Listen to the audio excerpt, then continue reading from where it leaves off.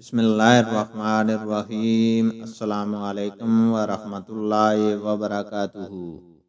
حدیث نبوی صلی اللہ علیہ وسلم ہے، آپ صلی اللہ علیہ وسلم نے فرمایا، جس شخص نے لا الہ الا اللہ کہہ لیا اور اس کے دل میں جو برابر بھی ایمان ہے تو وہ ایک نہ ایک دن دوزخ سے ضرور نکلے گا، اور دوزخ سے وہ شخص بھی ضرور نکلے گا جس نے کلمہ پڑھا اور اس کے دل میں گیہوں کے دانہ برابر خیر ہے، اور دوزخ سے وہ بھی نکلے گا جس نے کلمہ پڑھا اور اس کے دل میں ایک ذرہ برابر بھی خیر ہے۔ ابو عبداللہ امام بخاری رحمہ اللہ فرماتے ہیں کہ ابان نے بروایت قتادہ بے واسطہ انس رضی اللہ تعالیٰ عنہ رسول اللہ صلی اللہ علیہ وسلم سے خیر کی جگہ ایمان کا لفظ نقل کیا ہے۔